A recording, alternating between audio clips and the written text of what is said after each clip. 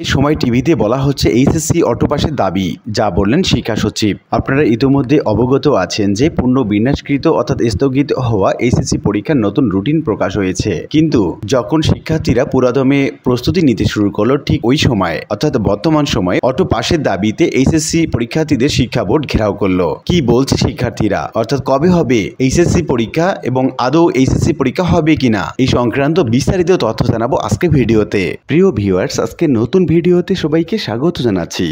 আপনি যদি আমার চ্যানেলে নতুন হয়ে থাকেন তাহলে এরকম গুরুত্বপূর্ণ ভিডিওর আপডেট পেতে চ্যানেলটি সাবস্ক্রাইব করে রাখুন। ভালো লাগলে লাইক কমেন্ট করুন আর সম্পূর্ণ ধারণা পেতে পুরো ভিডিওটি না টেনে দেখুন। তাহলে শুরু করা যাক।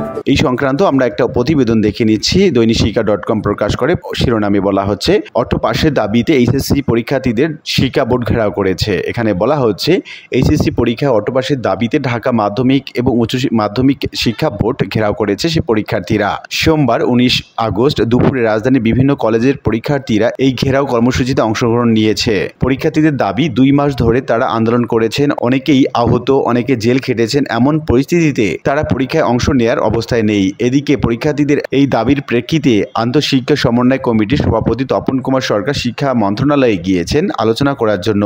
পরীক্ষার্থীরা জানান, অটো পাসের দাবিতে আন্তঃশিক্ষা বোর্ডে স্মারকলিপি দিয়েছেন তারা। শিক্ষা বোর্ডে তারা অবস্থান করছেন সিদ্ধান্ত নেওয়ার জন্য।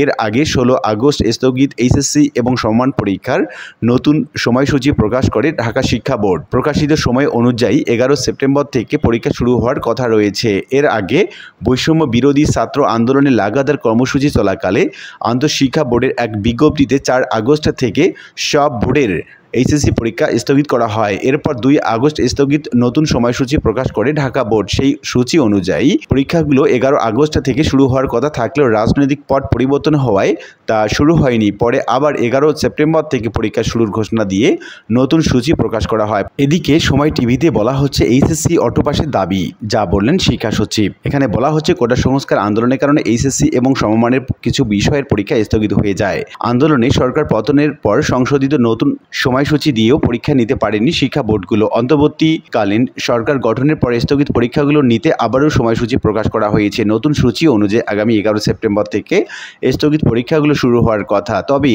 আর পরীক্ষায় বসতে চান না শিক্ষার্থীরা। অটো পাসের দাবি তুলেছেন অনেক পরীক্ষার্থী। তাদের দাবি, অনেক পরীক্ষার্থী আন্দোলনে অংশ নিয়ে আহত হয়েছেন, তারা চিকিৎসাধীন। তাছাড়া বিভিন্ন থানায় রাখা প্রশ্নপত্র এবং উত্তরপত্র পুড়ে যাওয়ার খবর পাওয়া গেছে। এমন পরিস্থিতিতে তারা আর বাকি বিষয়গুলোতে অর্থাৎ পরীক্ষাগুলো দিতে চান না। এজন্য গত 15 আগস্ট নতুন সময়সূচি প্রকাশের পর থেকে ঢাকা সহ বিভিন্ন জেলায় মানববন্ধন, বিক্ষোভ এবং অবস্থান কর্মসূচি করছেন তারা। সোমবারও অর্থাৎ 19 আগস্ট অটো পাসের দাবিতে রাজধানী সহ সারা দেশের রাস্তায় নেমেছেন সে পরীক্ষার্থীরা। বিক্ষোভ করেছেন ঢাকা মাধ্যমিক এবং উচ্চ মাধ্যমিক বোর্ডের সামনেও। এদিকে পরীক্ষার্থীর দাবির বিষয়ে সরাসরি কোনো উত্তর দেননি আন্তঃশিক্ষা বোর্ড সমন্বয় কমিটির সভাপতি এবং ঢাকা বোর্ডের চেয়ারম্যান অধ্যাপক তপন কুমার সরকার।